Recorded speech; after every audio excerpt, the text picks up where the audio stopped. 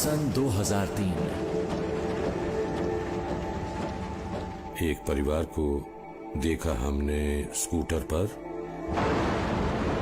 पिता स्कूटर चला रहे थे, एक छोटा सा बच्चा आगे खड़ा था और पीछे पत्नी ने बच्चे को गोद में लिया हुआ था। अचानक सोचा कि क्या होगा अगर ये फिसल कर गिर गए।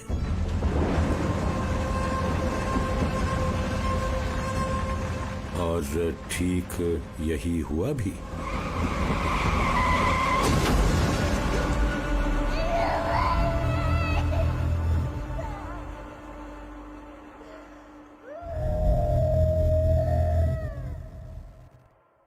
इसी ने मुझे सोचने पर मजबूर किया, स्कूटर को और सेफ कैसे बनाया जाए। यही बात थी जिससे मुझे सस्ती कार बनाने का ख्याल आया।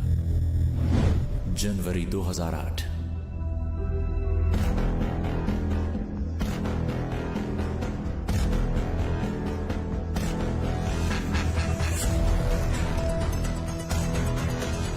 देवियों और सज्जनों, आज हम पेश कर रहे हैं इंजीनियर्स और डिजाइनर्स की नौजवान टोली की बनाई टाटा मोटर्स की नई कार, एक आम लोगों की कार जिसका सबको इंतजार था।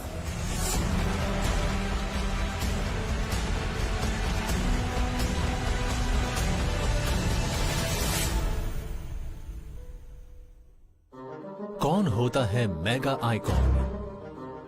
दूर की सोच वाला वो शख्स जो मुनाफे से पहले लोगों को रखता है, जिसके नाम के मायने हों उसूल और लोगों का भला। रतन नवल टाटा आते हैं उन जमशेदजी टाटा के खानदान से जिन्हें भारतीय उद्योग का जनक कहा जाता है और जिन्होंने 1870 के दशक में विशाल टाटा समूह की बुनियाद रखी थी। 100 से ज्यादा साल बाद रतन टाटा ने टाटा समूह का चेयरमैन बनकर इसे कंपनियों के एक बेहतरीन भारतीय समूह से दुनिया का विशाल उद्योग समूह बनाया। आज इस भूतपूर्व चेयरमैन को भारत के और शायद दुनिया के बेहतरीन उद्योगपतियों, निवेशकों और समाज सेवियों में गिना जाता है। आइए देखें कि कैसे ढाला उन्होंने अपनी तकदीर को।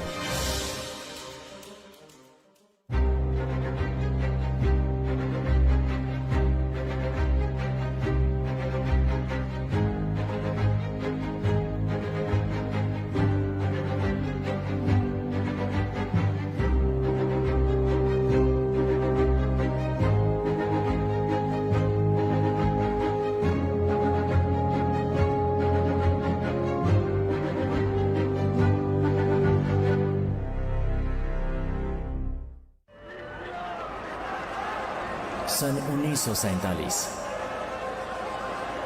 ये बात आधी रात की उस घड़ी से पहले की है, भारत के आजाद फिजा में सांस लेने से पहले की, जब 10 साल के टाटा को हालात का तमाशाई बना रहना गवारा न हुआ।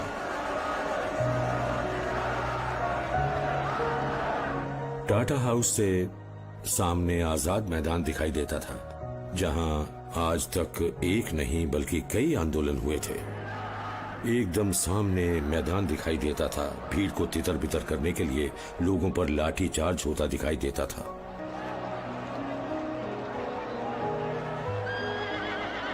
ये काम ज्यादातर पुलिस या फिर मिलिट्री पुलिस किया करती थी। भीड़ के पास अक्सर मोटरसाइकिल वगैरह वैसे ही छोड़ दी जाती थी।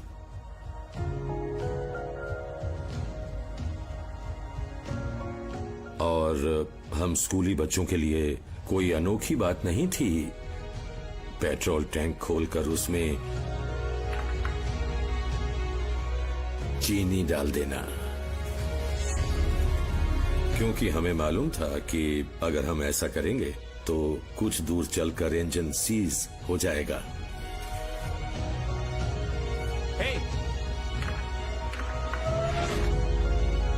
उसमें शायद एक जांबाजी का एहसास होता था। आजादी के आसपास की बात है, मैं 10 साल का था शायद। अपने देश के लोगों के लिए एक जज्बा तो महसूस होता ही था। बच्चे थे पर आजादी पाने की इच्छा तो थी ही। डाल को जैसे मोड़ दो, पेड़ वैसा ही बड़ा होता है। रतन टाटा की परवरिश उनकी दादी लेडी नवाज बाई टाटा ने की थी, जो टाटा सन्स के बोर्ड में पहली लेडी डायरेक्टर थी। उनके अपने पोते पर गहरी छाप पड़ी थी। मेरे माता पिता और दादी ही थीं जिनकी वजह से पैसे और रुतबे का बेमतलब का दिखावा नहीं होता था, बिल्कुल नहीं। तो कह सकते हैं कि जिसने असूलों और बड़प्पन का ऐसा नजरिया हम में पैदा किया, वो मेरी दादी ही थीं। बचपन के काफी दिन बिताए थे मैंने उनके साथ। उन्होंने जैसे मन में ये बैठा दिया था कि चाहे जो हो, सभी हालात का बड़प्पन बनाए रखते हुए सामना करना है। उन्होंने पूरी जिंदगी इस बात के लिए मना किया कि उन्हें शाही रुतबा मिले या फिर वो अमीर कहलाएं या मशहूर इंसान। सच है कि वो हमेशा अपने तरीकों पर चले, जो रवायत के तौर पर मतलब भारत के सबसे बड़े उद्योग समूह के चेयरमैन से मेल ना खाते हों। मीडिया की तड़क भड़क से दूर, तकरीबन सबसे अलग रहते हुए। मुझे लगता है समूह ने जो रास्ते चुने, उनमें कुछ हद तक रतन टाटा का हाथ रहा है। उन्हें भारत के दूसरे सबसे बड़े नागरिक सम्मान पद्म विभूषण से नवाजा जा चुका है। नमक से सॉफ्टवेयर तक कई कारोबारों की अगुवाई करने वाले रतन टाटा ने विरासत में छोड़ी है समाज सेवा, जिसकी बराबरी कुछ ही कारोबारी कर पाए हैं। मुझे लगता है इसमें शक नहीं कि टाटाज पीढ़ियों से कारोबारी उसूलों पर चलते आ रहे हैं।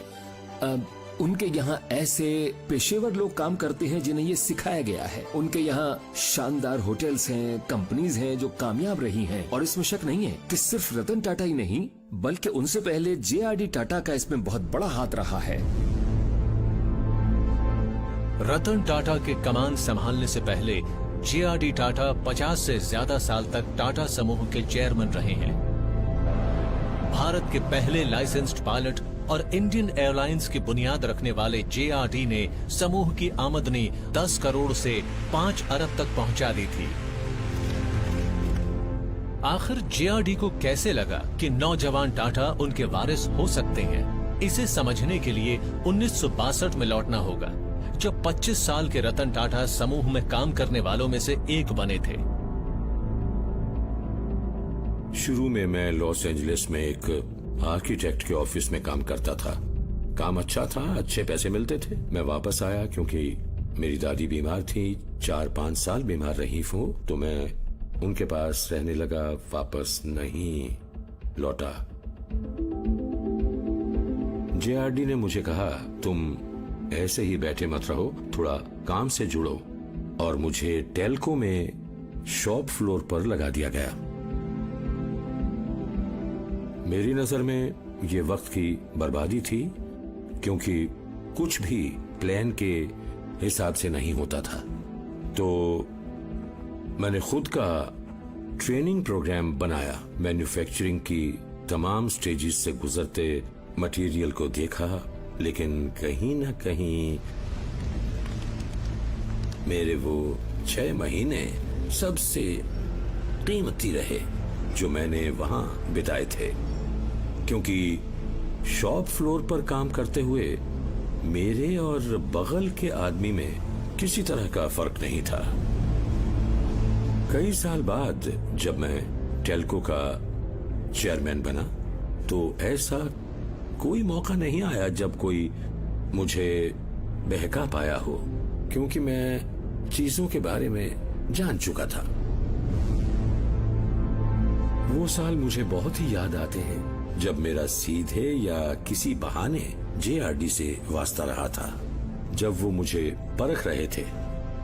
जोश और तनाव का मिला जुला एहसास था जो वो मुझे कराते थे। कंपनी में रतन टाटा के शुरुआती साल मुश्किलों और मायूसियों से भरे हुए थे।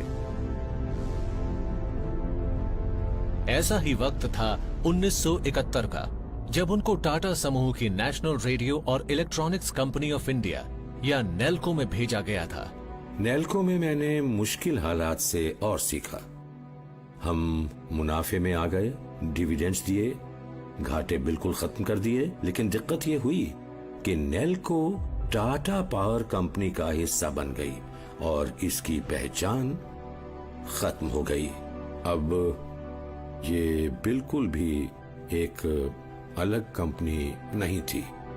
एक के बाद एक चुनौतियां आती गईं। जेआरडी ने एम्प्रेस मिल्स मेरे हाथ में देते हुए यही कहा था, जाओ कंपनी को मुनाफे में लाओ, और एम्प्रेस मिल्स सच में मुनाफे में आई। एम्प्रेस मिल्स ने डिविडेंड्स दिए, लेकिन फिर टेक्सटाइल इंडस्ट्री के नेशनलाइज्ड होने पर इसे नेशनलाइज्ड कर दिया गया, तो ये हाथ से चली गई। समूह में अपना करियर बनाने में बहुत मुश्किल दौर से गुजरना पड़ा रतन टाटा को। उनके नाम में टाटा होने भर से सब आसानी से नहीं हो गया। लेकिन रतन टाटा के लिए मुश्किल हालात कोई नई चीज नहीं थे। एक बार यूनिवर्सिटी ऑफ कॉर्नेल में आर्किटेक्चर में ग्रेजुएशन करते हुए उन्होंने एक बहुत बड़ी चुनौती का सामना किया था। मैं कॉलेज में था, 17 साल का था। उस उम्र में पायलट का लाइसेंस लिया जा सकता था, मगर मेरे जैसा आदमी बार बार किराए पर अकेले जहाज लेना गवारा नहीं कर सकता था। तो मैंने अपने क्लासमेट से फ्लाइंग पर साथ चलने की बात की। मैं हमेशा तैयार रहता था कि अगर कोई किराया बांट ले तो मैं उसे फ्लाइंग पर साथ ले जाऊं। उड़ान का तजुर्बा लेने की गरज से उस स्टूडेंट ने उड़ान का मजा लेने के लिए 3 यात्रियों को तैयार कर लिया। लेकिन जहाज का एक इंजन खराब हो गया और अचानक उनकी मस्ती थम गई।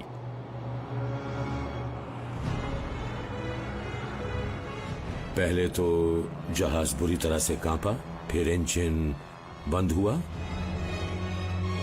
और प्रोपेलर ने भी घूमना बंद कर दिया। अब हम बिना इंजन के हवा में थे। ऐसे में सोचना होता है कि नीचे कैसे उतरा जाए, पर मेरे साथी एकदम खामोश थे। हमारे नीचे उतरने तक किसी ने चूं तक नहीं की। मुश्किल हालात में रास्ता बना लेने का हुनर शायद रतन टाटा में जन्म से ही रहा है। वो हुनर जिसने आगे चलकर उनके करियर में आई शुरुआती चुनौतियों को पार कर पाने में उनकी मदद की थी। एक हल्के जहाज का इंजन खराब होना ऐसी चीज नहीं थी जिससे जहाज गिर जाता। आप कितनी ऊंचाई पर हैं, उसके हिसाब से ग्लाइड करने का वक्त मिल जाता है, इतना कि आप सही जगह देखकर आसानी से उतर सकते हैं। कैसे भी हालात में दिमाग को ठंडा रखने की काबिलियत बहुत अनोखी होती है। बचपन से ही वो चीजों को बैलेंस करना जानते हैं और ये चीजें जीवन में वो कभी भूले नहीं। हड़बड़ी दिखा ही नहीं सकते थे। इंजन गया तो इंजन गया।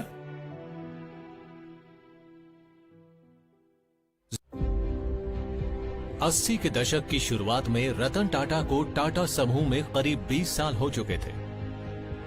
एक मशहूर सरनेम के अलावा उनके पास दिखाने को खास कुछ भी नहीं था। 44 साल की उम्र में उन्हें उस टाटा इंडस्ट्रीज की जिम्मेदारी दी गई जो एक ऐसी शेल कंपनी थी जिसके हाथ में कुछ नहीं था।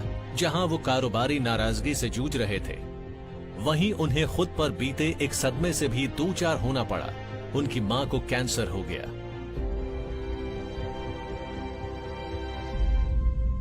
सन 1983 न्यूयॉर्क। बड़ा मुश्किल वक्त था ये उनके लिए, क्योंकि अपनी माँ से बहुत लगाव था उन्हें। वो सच में न्यूयॉर्क गए और हॉस्पिटल में कई महीने उनके साथ बिताए। उनका दिमाग कई तरफ खींचता था उन्हें। वो अपनी माँ के साथ तो थे, पर यहाँ पर क्या चल रहा था उसकी भी पूरी जानकारी रखने की चिंता थी उन्हें। कभी कभी लगता है हमारा सब खत्म हो रहा है। हम में से ज्यादातर इस तनाव से टूट जाते हैं, लेकिन रतन टाटा जैसे कुछ लोग ऐसे वक्त को बेहतर कल के ख्वाब देखने में लगाते हैं। जब मेरी माँ बीमार थी तब हॉस्पिटल में मेरे पास काफी वक्त होता था, तो मैंने उस वक्त का इस्तेमाल टाटास के लिए स्ट्रेटेजिक प्लान्स बनाने में किया। मुझे लगता था कि हम उतना नहीं कर रहे हैं जितना हम टाटास में कर सकते हैं। हम धुएं की चिमनियों वाली इंडस्ट्रीज पर ही ध्यान लगाए हुए हैं, न कि नई उभरती इंडस्ट्रीज जैसे इलेक्ट्रॉनिक्स, मेडिसिन वगैरह। मेरा ख्याल है कि जब कोई बहुत ज्यादा तनाव में होता है, जैसे वो थे, अपनी माँ को मरते देख रहे थे, तो काम को छोड़कर कोई और चीज उतने अच्छे से ध्यान नहीं बटाती। तो उन्होंने अपनी ताकत एक तरफ हमारी माँ की देखभाल में लगाई हुई थी, तो दूसरी तरफ वो अपने स्ट्रैटेजिक प्लान पर काम कर रहे थे, जिसे न जाने क्यों टाटा सन्स बोर्ड ने नकार दिया। उस प्लान का एक बड़ा हिस्सा समूह की मौजूदा कंपनियों को नए सिरे से खड़ा करने की जरूरत को लेकर था, जो न सिर्फ तादाद में ज्यादा थी बल्कि जैसा मैंने कहा उनका एक दूसरे के कामों में दखल भी रहता था। तो ऐसे में मौजूदा कंपनियों में अलग होने या कंपनियों की अपनी पहचान खोकर दूसरी कंपनियों में मिल जाने को लेकर एक हिचक थी। लेकिन वो ऐसे इंसान हैं कि जिन्हें अगर यकीन हो जाए कि ऐसा करना ठीक है तो वो उस फैसले पर कायम रहते हैं। रतन टाटा का अपनी सोच पर पूरे भरोसे के साथ आगे बढ़ना ही शायद JRD टाटा को पसंद आया और उन्होंने उन्हें अगले चेयरमैन के तौर पर चुनने का ऐसा फैसला लिया जिससे बोर्ड के कई सदस्य खुश नहीं थे। तो अब वो ग्रुप चेयरमैन बन गए हैं। ऐसा करके क्या सिखाया उन्होंने? कंपनियों को डुबोना और उनकी तकनीक और फालतू के ख्यालों का जुनून। बहुत गड़बड़ करने वाले इंसान है वो। आसान कामों को मुश्किल बना देते हैं। काश जे जानते हो कि वो क्या कर रहे हैं। मिस्टर JRD टाटा लोगों को बड़ी जल्दी पहचान लेते थे। बेशक JRD को कारोबार की बुनियादी चीजों से जूझने की उस इंसान की पैनी नजर और काबिलियत बहुत ज्यादा पसंद आई होगी। मैं तो कहूंगा काम के लिहाज से वो बहुत हद तक मेरे पिता जैसे बल्कि उनसे बढ़कर थे। चाहे सलाह देना हो या आपकी उदासी दूर करने के लिए वक्त निकालने वगैरह की बात हो या ऐसा ही कुछ और। मुझे लगता है कि उन्होंने जे को ताउम्र एक अहम मेंटर की तरह देखा। लोगों ने जब उनसे कहा कि तुम्हें उनके जैसा करके दिखाना है, तो उन्होंने कहा मैं उनके जैसा तो नहीं पर अपना काम करके जरूर दिखाऊंगा। कंपनी के लिए रतन टाटा के बनाए उम्मीदों भरे स्ट्रेटेजिक प्लान के लिए जरूरी था कि भारत की इकोनॉमिक पॉलिसीज में बदलाव हो, जिसके लिए उन्होंने कदम मिलाए देश के नए तरक्की पसंद प्रधानमंत्री के साथ। तब राजीव गांधी बने प्रधानमंत्री। भारत कैसा होना चाहिए इसे लेकर उनकी सोच वही थी जिसका जिक्र उस प्लान में था। तो मैंने उन्हें बताया कि हम क्या क्या कर सकते हैं, तो उनसे एक नजदीकी बन गई। 1991 में इधर रतन टाटा टाटा समूह के चेयरमैन बने, उधर बदकिस्मती से राजीव गांधी की हत्या हो गई। नए भारत के सपने चकनाचूर हो जाते, कुर्सी संभालने वाले साथ न देते। ऐसा लगा जैसे चारों तरफ धुंध छा गई हो। भारत का भरोसा एकदम हिल गया, डगमगाने लगा। नरसिम्हा राव मनमोहन सिंह की जोड़ी ने किया ये कि मुश्किलों से भरी इकोनॉमी की जड़ों को फौरन संभाल लिया लिबरलाइजेशन के जरिए, और कारोबार के तमाम अहम मसलों को बढ़ावा देते हुए और बहुत सी कंपनियों को इस तरह शुरू करने की छूट देते हुए कि उन्हें लाइसेंस राज की उलझनें न झेलनी पड़े, जो उस समय बहुत थीं। और इसमें कोई शक नहीं, जब ये हुआ तो कुछ लोग समझ गए कि ये बहुत आगे तक जाएगा और इससे कितना बड़ा बदलाव आएगा। तो उभर कर आई एक इंडस्ट्रियल फ्रीडम, जिसने उन सालों में मेरे अंदर जबरदस्त जोश पैदा किया। मेरे करियर में शायद वो साल सबसे ज्यादा हौसला जगाने वाले थे। भारत में कंपनियों के सबसे बड़े समूह की अगुवाई करते हुए उन्हें लगा कि समूह की कामयाबी सब कंपनियों को एक ही नाम देने में है। इस तरह टाटा समूह को इसके 5वें चेयरमैन रतन टाटा ने एक ब्रांड की पहचान दी, कंपनियों की इमेज अलग अलग थी। टॉमको का निशान हीरे जैसा दिखाई देता था, किसी का निशान गोल था, फॉन्ट्स अलग अलग थे। लगता ही नहीं था कि वो एक ही समूह से जुड़ी थी। तो हाँ, हमने ब्रांड को बयां करने वाली चीज को एक कर दिया। समूह की रीब्रांडिंग की पहल और भारत के बाजारों का उदारीकरण शुरू होने पर रतन टाटा ने एक बड़ा अहम कदम उठाया। उन्होंने उस वक्त के सबसे बड़े commercial vehicle manufacturers Tata Motors में भारत की पहली स्वदेशी पैसेंजर कार बनाने का फैसला किया। इंडिका नाम भी सोच लिया था, क्योंकि ये कार थी द इंडियन कार। उस वक्त मैं गाड़ियों के पुर्जे बनाने वाली CII में गया और सवाल किया कि क्या हम एक पूरी तरह भारतीय कार बना सकते हैं। कोई तैयार नहीं हुआ साथ देने को। ये सोचकर कि ऐसा होगा ही नहीं। आप एक ट्रक कंपनी हैं, कारों में आपकी दिलचस्पी की वजह क्या है? 10 साल के अंदर टाटा मोटर्स ने इंडिका प्लेटफॉर्म से अपनी 10 लाखवीं पैसेंजर कार तैयार की। इंडिका पहली भारतीय कार बनी जो यूनाइटेड किंगडम में सिटी रोवर के नाम से बेची गई। मेरा ख्याल है उसकी वजह से भारत में एक पूरी कार इंडस्ट्री खड़ी हुई जो आज 30 लाख से ज्यादा कारें बनाती है। कारों के लिए रतन टाटा के लगाव को देखते हुए टाटा मोटर्स जल्द ही नई सोच का उनका पसंदीदा जरिया बन गई। उनका स्ट्रेटेजिक प्लान रंग लाया। दूर की सोच वाले की जीत हुई थी। अब बारी थी लोगों को कुछ देने वाले की। सन 2003 एक परिवार को देखा हमने स्कूटर पर। पिता स्कूटर चला रहे थे, एक छोटा सा बच्चा आगे खड़ा था और पीछे पत्नी ने बच्चे को गोद में लिया हुआ था। अचानक सोचा कि क्या होगा अगर ये फिसल कर गिर गए।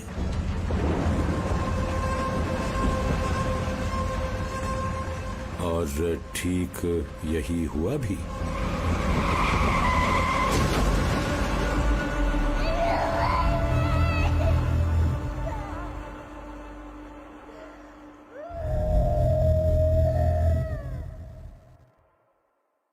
इसने मुझे सोचने पर मजबूर किया, स्कूटर को और सेफ कैसे बनाया जा सकता है। क्या बच्चों की 3 पहिए की साइकिल जैसा कुछ बनाया जा सकता है? कुछ ऐसा जो फिसले नहीं? क्या इसके चारों तरफ फ्रेम बनाया जा सकता है? पहले सोचा गया बिना दरवाजों की कार के बारे में जिसमें प्लास्टिक के पर्दे लगे हों। सोचा गया कि एक 3 पहिए की कार बनाई जाए। उससे लेकर कहा गया कि आधी कार नहीं बनाई जा सकती। लोग किसी ऐसी चीज में नहीं बैठना चाहेंगे जो खुली हो। दिमाग में घूमता रहा कि ऐसी कार कैसे बनाई जाए जिसे आम लोग खरीद सकें। उन भारतीयों को मोबिलिटी तक पहुंचाना था जिनके लिए उसके बारे में सोचना भी बहुत ज्यादा मुश्किल था। मुझे लगता है ये एक बड़ी अहम सोच थी। इसके बाद जिनेवा के पत्रकार मुझसे पूछने लगे कार किस कीमत पर बेची जाएगी। तो मैंने कहा हमारा मानना है कि ये 1 लाख रुपए तक हो। हमने उसी कीमत पर कार को बाजार में उतारा तो हमने उस कार की कीमत 1 लाख के नीचे ही रखी। जनवरी 2008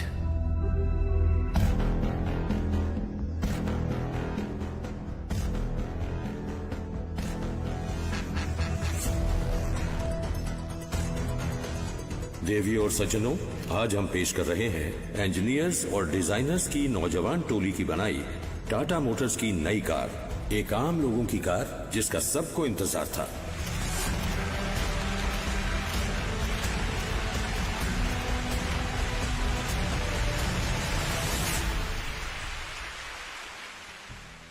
दरअसल हमने गलती की ये कहकर कि नैनो देश की सबसे सस्ती कार है, लोगों को इसे लेकर गर्व होने के बजाय शर्म का एहसास पैदा हुआ कि हम महंगी कार नहीं खरीद सकते, तो सबसे सस्ती कार सबसे कम पसंद वाली कार बन गई और लोग इसके पीछे का मकसद भूल गए।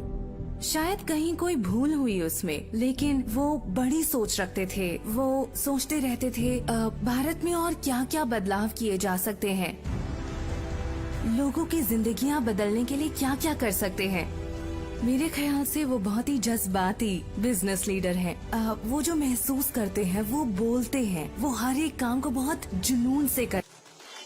अच्छा कारोबारी नेता वही है जिसका मुश्किल वक्त से उबरने का खाका हमेशा तैयार हो, लेकिन कई हालात ऐसे होते हैं जिनका कोई अंदाजा नहीं लगा सकता।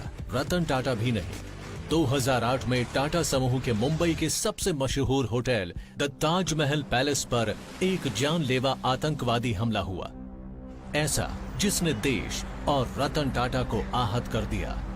किसी ने मुझे फोन करके बताया कि ताज में गोलीबारी हुई है। 26 नवंबर 2008 मुंबई। मैंने ताज के एक्सचेंज में फोन लगाया पर किसी ने फोन नहीं उठाया। ये बहुत अजीब बात थी। तो मैं अपनी कार से वहां गया पर चौकीदार ने मुझे लॉबी में जाने से रोक दिया क्योंकि वहां गोलियां चल रही थी।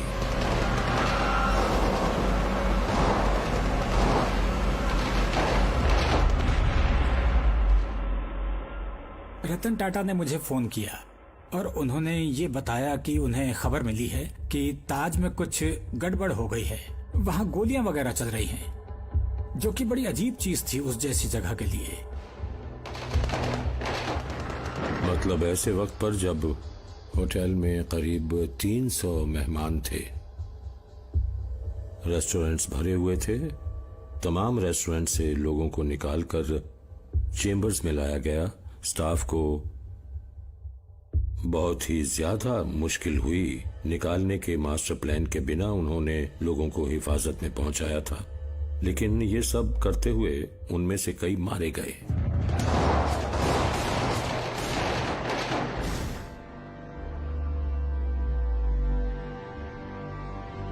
उस पूरे वाक़े के दौरान वो ताज और ताज के मैनेजमेंट के साथ खड़े रहे थे। उन्होंने यहाँ बाहर फुटपाथ पर पूरे 3 दिन और 3 रात बिताई थी। जो हुआ उसके खत्म होने के बाद मिस्टर कृष्ण कुमार और मुझे मेन एंट्रेंस से वसाबी रेस्टोरेंट ले जाया गया। आखिरी गोलीबारी उसी जगह पर हुई थी। वहां दीवारों पर गोलियों के निशान थे, कांच टूटे थे, वॉलपेपर वगैरह सब जले हुए थे और हम जब वहां गए तब बिजली नहीं थी। उस नजारे को देखकर घबराहट सी हो रही थी कि ऐसा न हो कि अगले पल कहीं से कोई गोली चला दे। ये भी ख्याल आया कि क्या गोलीबारी सच में रुक गई है। ये बहुत अच्छा वक्त तो नहीं था, एक अजीब सी घबराहट थी। दिमाग बड़ी मुश्किल से ये मानने को तैयार हुआ कि हमला सच में थम गया है, हालांकि माहौल ऐसा सोचने की इजाजत नहीं दे रहा था।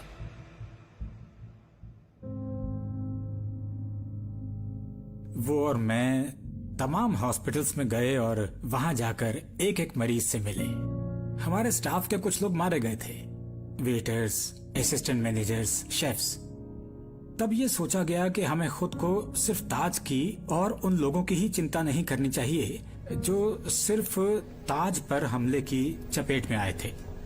छत्रपति शिवाजी टर्मिनस और कामा हॉस्पिटल के इलाके वगैरह में भी बहुत सारे लोग हैं जो वहां गोलीबारी में मारे गए हैं। तब हम लोगों को लगा कि हमें लोगों की मदद के लिए एक पब्लिक वेलफेयर ट्रस्ट शुरू करना चाहिए और हमने इसकी शुरुआत की ताज से। ऐसा सिर्फ मुंबई आतंकी हमलों के वक्त नहीं हुआ था। 1992-1993 में जब मुंबई में दंगे और खून खराबा हुआ था, तब उस समय रतन टाटा ही थे जिन्होंने आधे पेज का एड देकर कहा था कि हम सब एकजुट हों, और शायद ये भी कि बॉम्बे को हमें जलने नहीं देना है। और शायद वो खुद श्री कृष्णा कमीशन के सामने पेश हुए बताने के लिए कि किस तरह के दर्दनाक हालात उन्होंने देखे और अनुभव किए थे। मैं जानती हूँ कि ये उनकी फितरत में है। कई मानों में मुझे बहुत फख्र होता है। ताज जो कर पाया, जो भी उन्होंने किया, फख्र की ही बात थी। हमने एक एक ईंट करके इसे फिर से पहले से बेहतर बनाया, काफी बेहतर।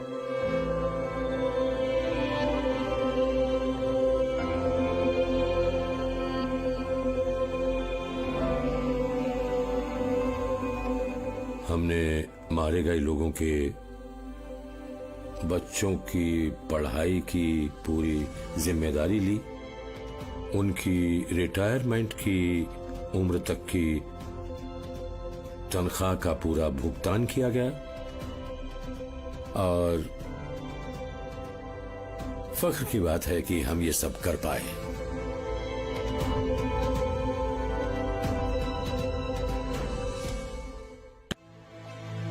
रतन टाटा भारत के सबसे बड़े कारोबारी समूह को दुनिया के नक्शे पर लाना चाहते थे। इससे शुरुआत हुई दूसरे देशों की कंपनियों को समूह में जोड़ने के जाबाज कदम की। सबसे पहले आई टेटली टी, दुनिया का दूसरा सबसे बड़ा टी ब्रांड। फिर लिए गए सिंगापुर और थाईलैंड के सबसे बड़े स्टील और स्टील उत्पाद निर्माता, जिसने टाटा स्टील की ग्लोबल रैंकिंग एकदम से 56 से 28 पर पहुंचा दी।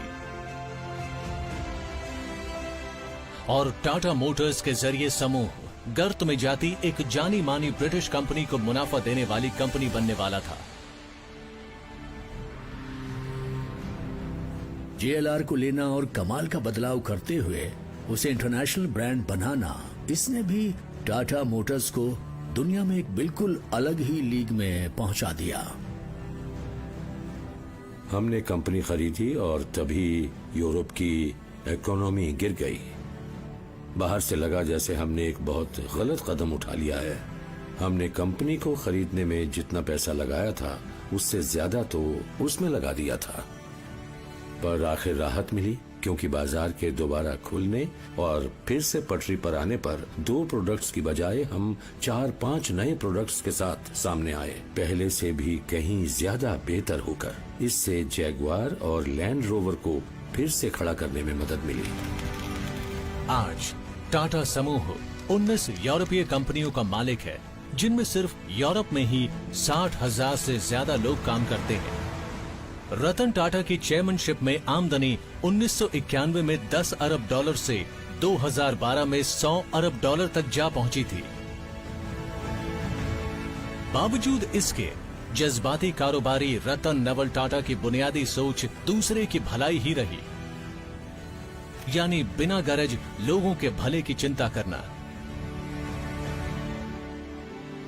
आपको समूह की शुरुआत पर नजर डालनी होगी। मेरी नजर में जमशेदजी टाटा सिर्फ कारोबारी नेता और सिर्फ कारोबारी अगुवा नहीं थे, वो देश को खड़ा करने वाले थे। सोचा यह था कि 66% यानी टाटा सन्स की हिस्सेदारी का 2/3 हिस्सा ट्रस्ट के पास रहे। मैं तो कहूंगी कि टाटा समूह ने जिस तरह से खुद को बनाया है और ये कि समूह की लगाम असल में ट्रस्ट के पास है, वही है डीएनए। टाटा समूह की शुरुआत ही जनसेवा से हुई थी, जैसा हम सब जानते हैं। वो बदले में समाज को कुछ देना चाहते थे। आज जो परिवार मालिक है, जो भी टाटा वहाँ है, वो कंपनी के मालिक नहीं है। हो सकता है हर कंपनी में उनका 1% हिस्सा ही हो। रतन टाटा ने किया ये कि लोगों की भलाई के ट्रस्ट को सेवा के अपने मकसद को पूरा करने के लिए और आगे बढ़ने का मौका दिया है। असल में कारोबार के साथ लोगों की भलाई वाले काम उतने सामने नहीं आए थे। उस वक्त व्यक्तिगत दिक्कतों को दूर करने वाली बात ज्यादा रही थी। मतलब किसी को ऑपरेशन के लिए पैसा चाहिए, या फिर कैंसर हॉस्पिटल था, कैंसर के इलाज के लिए या बुनियादी रिसर्च के लिए। अब इसमें एक बदलाव आया है, ज्यादा बड़े प्रोजेक्ट्स हाथ में लिए जा रहे हैं और उन प्रोजेक्ट्स से जुड़ा जा रहा है। सिर्फ ये नहीं कि पैसा दिया और जिम्मेदारी पूरी हुई। टाटा की जो छवि है वो लोगों को अच्छे से याद है। एक शानदार उसूलों पर चलने वाली कंपनी, एक गजब की कंपनी के तौर पर, एक ऐसी कंपनी जिसने खुद को बढ़ाते हुए अपने यहाँ काम करने वालों और स्टाफ की काफी चिंता की है। 2012 में 75 साल के रतन टाटा ने टाटा के समूह की देखरेख के काम से ऑफिशियली रिटायरमेंट ले लिया। फिर भी अपनी शोहरत के बूते पर बैठे नहीं रहे। जानने की इच्छा और बेताबी ने उन्हें आगे बढ़ाए रखा। मैं चीजों को खोलने और उन्हें वापस ना लगा पाने के लिए बदनाम था। मुझे याद है बचपन में मैं इसी उधेड़-बुन में लगा रहता था कि जिपर बंद कैसे हो जाता है, और मेरे पिता मेरे ऊपर गुस्सा करते, कहते कि इस तरह की फजूल चीजों में दिमाग मारना बंद करो। लेकिन मुझे याद है कि जिपर को मैग्नीफाइंग ग्लास से देखता था कि कैसे इस तरफ चलाओ तो ये आपस में मिल जाता है और इस तरफ अलग हो जाता है। वो आज भी कुछ न कुछ सीखते रहना चाहते हैं। मैं जब भी अपने कारोबार के किसी पहलू के बारे में बात करता हूँ, वो किसी बात को ऐसे ही नहीं सुनते हैं। हर बात को ध्यान से सुन के सवाल पूछते हैं। आप उनको कभी भी खाली बैठे हुए नहीं देखेंगे। हमेशा नया सोचते हैं, जानने की कोशिश करते हैं कि चीजें काम कैसे करती हैं और क्या होगा अगर ये कदम उठाया जाए तो। स्नैपडील के कुणाल बहल जैसे 30 से ज्यादा एंटरप्रेन्योर्स का रतन टाटा ने हौसला बढ़ाया है। इन नौजवान फाउंडर्स को जोश देते और रास्ता दिखाते हुए वो उनसे कुछ सीखने की कोशिश करते हैं। पलट कर देखूं तो ऐसे कई मौके आए जब मेरे पास एक सोच तो थी पर लोगों ने मेरी सुनी नहीं, मेरी हिम्मत तोड़ी। तो मुझे तो ये बहुत ही अच्छा लगता है अच्छे नौजवान दिमागों के साथ होने और उनसे बात करने में। ये एहसास सच में खुशी का है। उनके बहुत से आइडियाज बहुत ज्यादा ही कमाल के हैं और कुछ लोगों को तो वो दुनिया के परे और हैरत अंगेज तक लगते हैं। लेकिन मुझे लगता है कि वो लीग से अलग हटके सोचते हैं, कोई ऐसा जो चलन को चुनौती देना चाहता है। पुलिस वाले की मोटरसाइकिल में चीनी डालने वाला लड़का, वो अगुआ जिसने भारत को इसकी सबसे सस्ती कार दी। दूर की सोच रखते हुए देश के सबसे भरोसेमंद ब्रांड्स में से एक को जोड़ने और दुनिया भर में पहुंचाने वाले एंटरप्रेन्योर्स की अगली पीढ़ी के मददगार इन्वेस्टर और मौका न होने पर भी वहां उन्हें पैदा करने वाले, कभी न रुकने वाले जनसेवक। रतन टाटा ने जो बिंदास और गजब के रास्ते चुने, उससे उनकी जिंदगी एक सवाल में बयां हो जाती है। क्या आप सिर्फ इसलिए अपने आखिरी 100 रुपए या 1000 रुपए किसी ऐसे इंसान को देंगे जिससे आप कभी नहीं मिले क्योंकि उसने जो कहा वो बात आपके दिल में उतर गई, या उससे दूर चले जाएंगे और बाद में अंदर से आवाज आए कि मुझे इस तरह चले नहीं जाना चाहिए था, ये आदमी भरोसा करने लायक था। और शायद इसी वजह से भारत और दुनिया भर की तमाम पीढ़ियां रतन नवल टाटा को हसरत भरी निगाहों से देखती हैं। ये है वो मेगा आइकॉन जिसने अपने पंख फैलाए लोगों के भले के लिए।